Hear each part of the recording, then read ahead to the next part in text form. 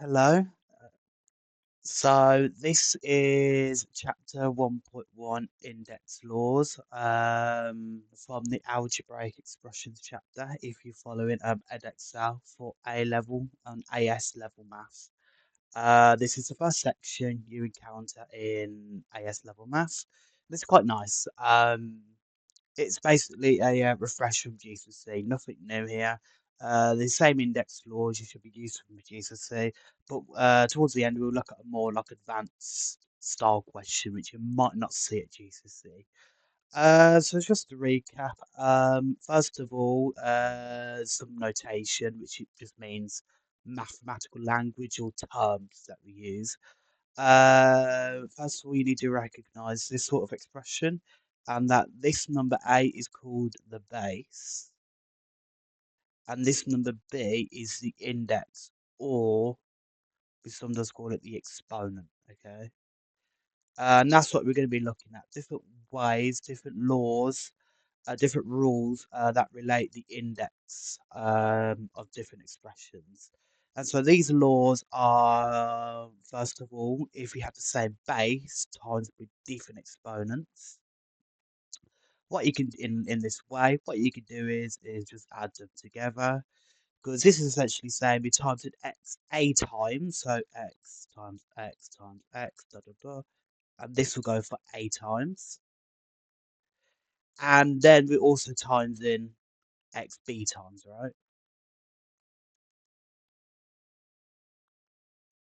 And so in total, this whole product is x times by itself, a and b times. Okay, so that's sort of the whole logic behind that. But that's the rule you need to know. Inversely, we can also divide. So if we have x to the a divided by x to the b, so again the same base with different exponents divided together, you subtract. Okay. Um, and then we can also deal with brackets. So if we have uh, x to the a. So a base with a power raised to another power. You times the powers together. Okay. Because this is like x to the a times by x to the a times by x to the a b times, right? And so that is saying x to the a times b. Okay. Cool. And then the last one, I guess sort of an extension. If you have multiple um a multiple term, so a product inside the bracket, and then all raised to another power. You raise each individual term by the power, okay? So of a, b, two different numbers, a, b, all raised to the power n, then you basically spread out or distribute the n, so a and b are both individually raised to the power n. Okay, so those are the laws we need to work with. Nothing unfamiliar. So you just need to put this into practice, okay? So look at example one, let's leave it there. And this is on the textbook, so simplify these following expressions using these laws that we have up here. Okay, so x to the 2 times x to the 5. Wow, we add them, right? So that'll be x to the 2 add 5, which would be x to the 7. Cool. Part B, 2r squared times 3r cubed. Now, what this is saying is, firstly, when you got we got terms like this, we multiply everything, right? Because this is same as saying 2 times r squared times 3 times r cubed. So a common strategy with this, when you got numbers mixed with different terms together, you times the numbers first. So 2 times 3 is 6. Then you times the r squared and the r cubed. Now r squared and r cubed is going to be r2 plus 3, which should be r to the 5, right?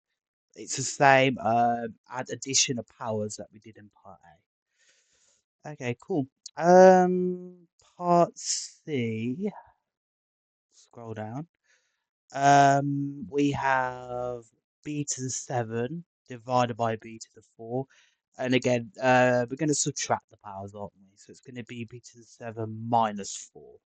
So that's going to be b cubed. Cool. Part D, we have 6x to the 5 divided by 3x cubed. Now, I think the best way to spot what's going on here is to convert this division into a fraction, right? So 6x to the 5 over 3x cubed, right? In general, it's very helpful to do that. In general, a divided by b is exactly the same as doing a over b. Okay, that's the whole meaning of a fraction, right? So that's all we've done there. Um, and so that makes it a lot easier to see what's going on. Because firstly, again, like we did in part B, let's deal with the numbers, the physical numbers 6 and 3 first. So we're firstly saying 6 divided by 3, which is going to be 2.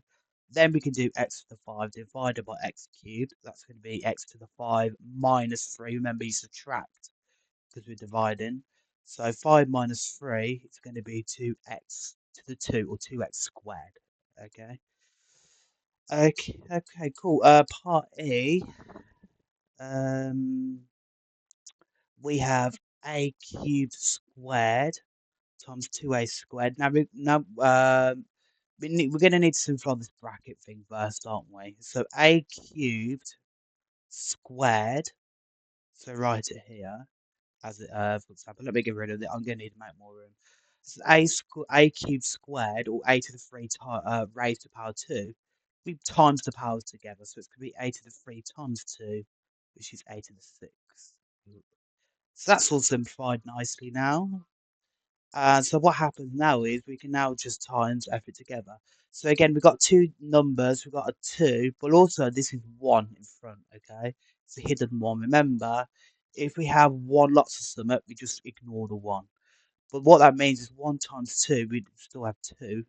And then we can times the algebraic terms, the a together, right? So then a to the 6 times a to the 2 is going to be a to the 8, isn't it? If we add 6 and 2. Okay, cool. And then part F, let's do it up here. Now we have 3x squared, which is raised to the power of 3 divided by x to the 4. Again, I think it's a good idea to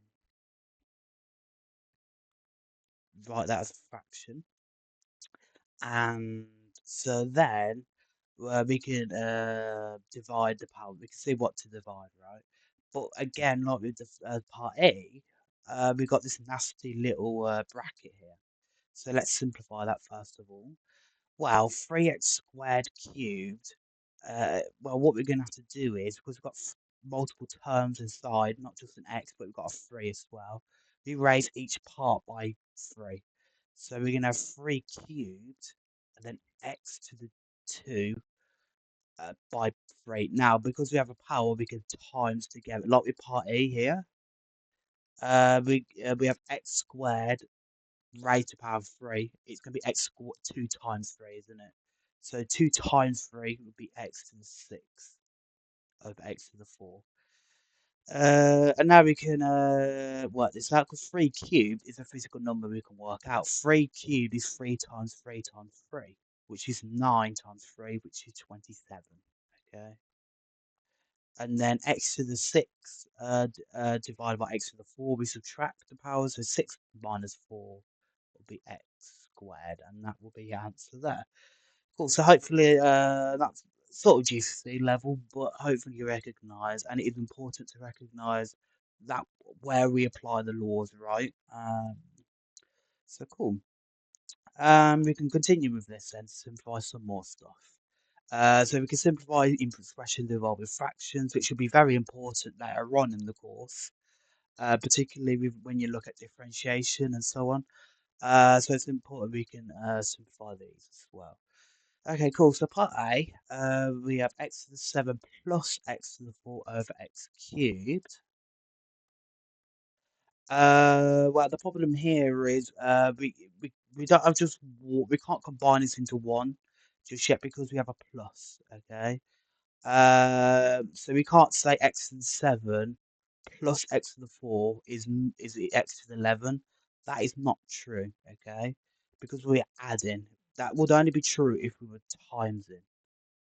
Okay, but because we're adding, we can't really do anything. Okay, but what we can do is recognize, because we've got a fraction here, we can split this up right into different fractions, which we can work with. So that would be then x to the 7 over x to the 3, add, and then a separate fraction, x to the 4, add x to the 3. And now notice we can apply these index laws. Because now we can say, well, x to the 7 divided by x cubed, well, it's going to be x to the 7, subtract them, so 7 minus 3 will be x to the 4. And then likewise here, the second one, x to the 4 divided by x to the 3, before minus 3, which should be x to the 1. But obviously x to the 1, we can just omit it, right? Because not, like I said, like I talked about earlier, when we have just a 1, we can kind of omit it.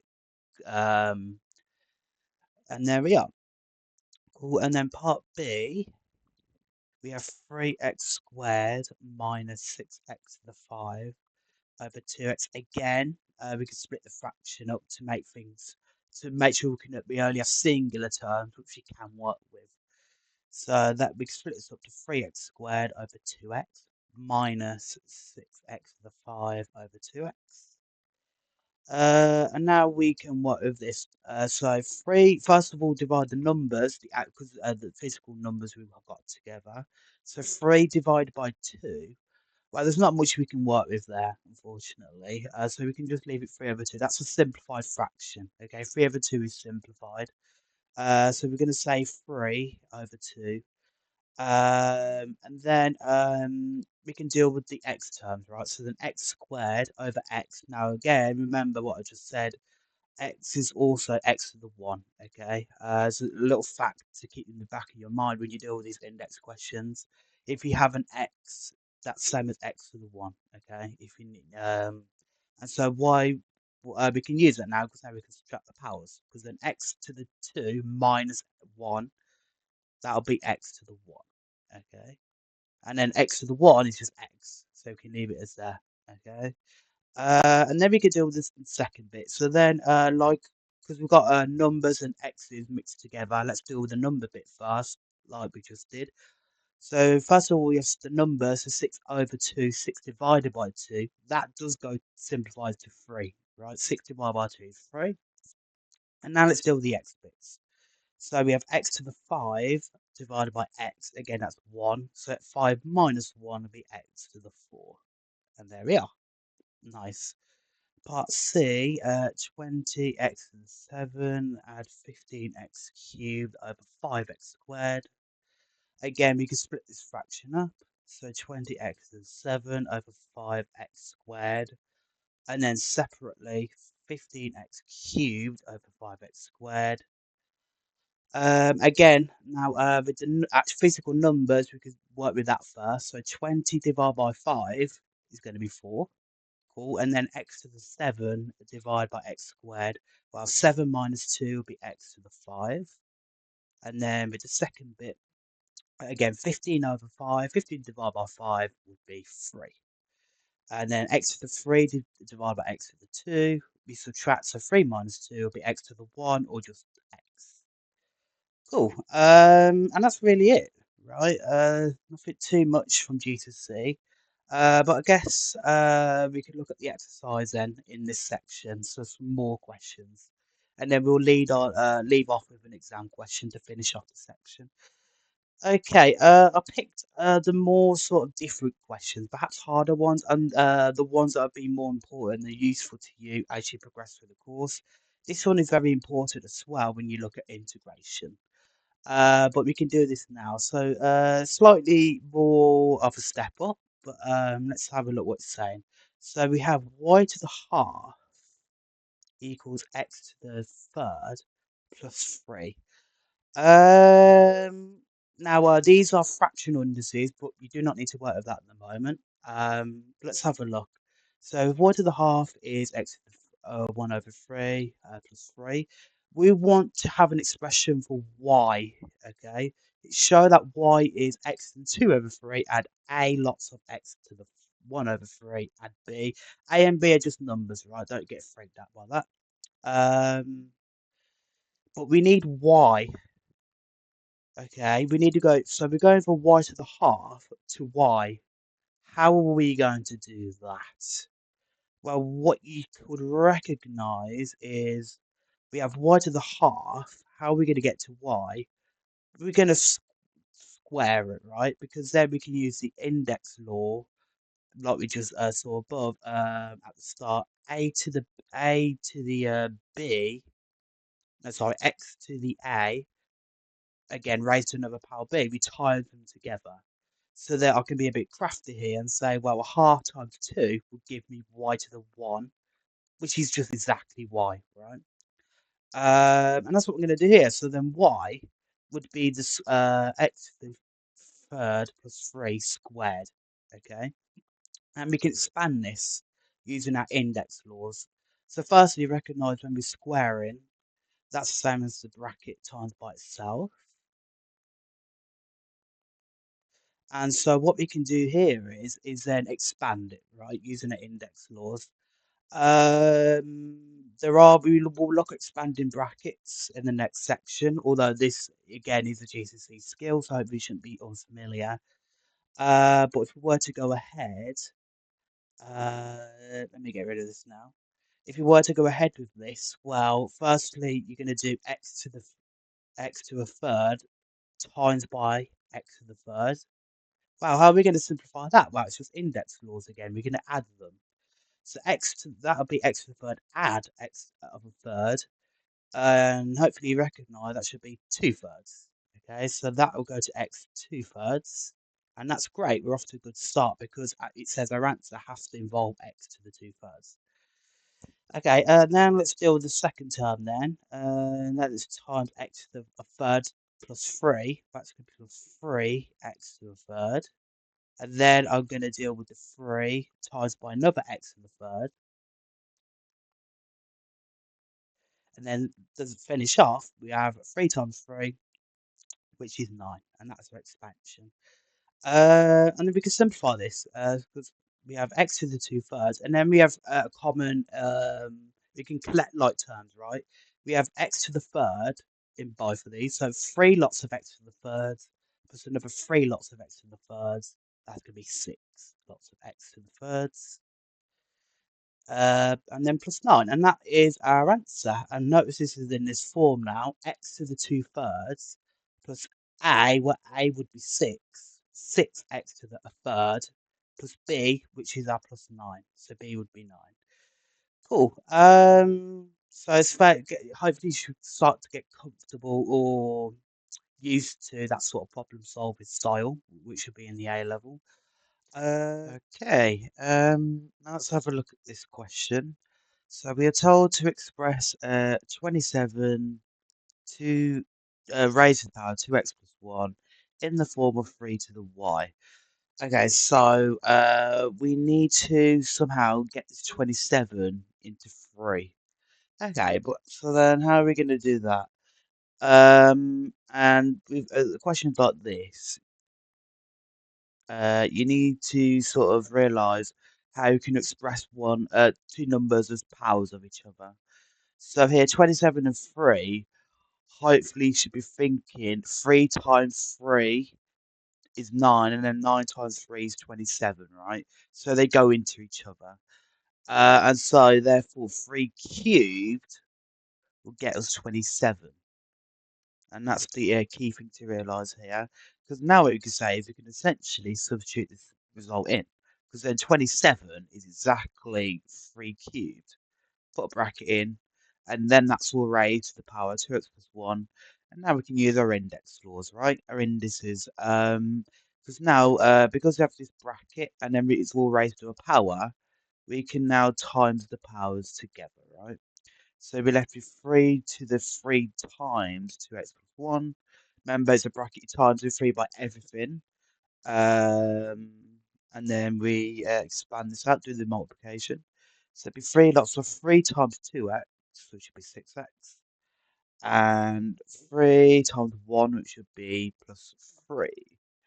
And now that's in the form of 3 to the y now, isn't it? And it says to state y in terms of x, well, clearly the indices don't have to be the same. So that means y is 6x add 3. And there we are, that's our result. exam question, which should be a bit of a step up, but hopefully this sort of really reinforces your knowledge of indices that we just covered at the sort of exam level. But let's have a work with it. And as always, I would encourage you to probably perhaps pause it or go over it first if you're learning the topic, and then you can see how we approach it. Cool. So we are given an exam question. It says the curve of equation y is 3 times 2 to the x makes the curve with equation y is 20 minus 2 to the x plus 1 at the point P. Find the x coordinate of P. So a little bit of waffle, but you should know that if two curves cross, we want to equate them together. So what we essentially want to do is to solve for x, where 3 times 2 to the x is equal to 20 minus 2 to the x plus 1. We need to find using x. Now it's a bit tricky because x is kind of the exponent. You're not too used to having to solve stuff like that. Uh, so how are we going to approach that? Well, we're going to have to use indices then, aren't we? What I noticed right away is 2 to the x is common on both of them. It's a common term. But this is the 2 to the x plus 1 is a little bit different from 2 to the x. But I know I can somehow get there. I know I can somehow convert this into some form of 2 to the x. Well, how are we going to do that then?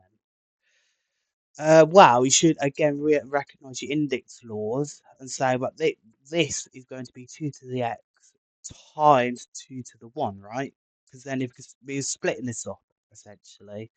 And again, this will be a common sort of strategy to approach questions in our later topics as well. So be able to recognize you can split up indices in this way using the index law by adding them together. So we can split this up in this way, and now we'll have 2 to the x. But 2 to the 1, we don't need to worry about because it's just a number, isn't it? This is saying 2 lots of 2 to the x. And so now this boils down to 3 lots of 2 to the x is equal to 20 minus 2 lots of 2 to the x. Okay. And now actually I have a common, it's exactly 2 to the x on both sides. I have one term of x. So now I can probably rearrange to get some sort of solution for x. Um, okay, but it might still be looking a bit fiddly, a bit tricky. But what if now I don't like these times in. So what I'm going to do instead is just make it as a bracket. So 3 lots of 2 to the x is equal to 20 minus 2 lots of 2 to the x, which will make properly visualize what's going on or what to do a bit easier. Okay, well, like with solving equations, a good strategy is to bring all the x's together on one side. So 3 lots of 2 to the x add. So if I add both sides, I get rid of this on here. So then if I add 2 lots of 2 to the x, I then get 20. Okay. And so what you could recognize at this point is I have to say is I'm collecting like terms again, aren't I? Because I have 3 lots of 2 to the x and 2 lots of 2 to the x. Um, so in total we have 5 lots of 2 to the x, right? Hopefully you can see that, and that equals 20. Because essentially, if we said u, for example, it's 2 to the x, we're then saying 3u add 2u is 20.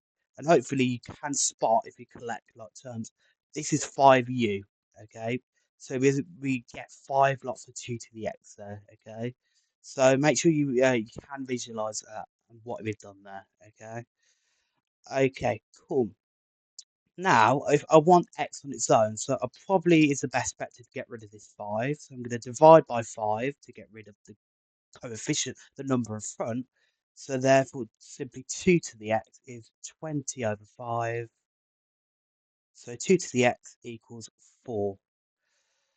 Wow. Now, kind of like the last question, you should be able to spot this solution now. What index of x, what 2 to the something equals 4? Well, you can also simplify this because we know that 4 is 2 squared, right? So this is saying 2 to the x is 2 squared. So therefore, just compare the indices. We then get the solution. X is 2. And there we are. Cool. Um, now, if you go further on in the course, particularly when you look at logarithms, you do look at a more practical, efficient method of solving this. But this, you can solve using indices. I think this is a good test of your index laws. I think this is a good question. But yeah, that's index laws. Hopefully it made sense. But yeah, cool.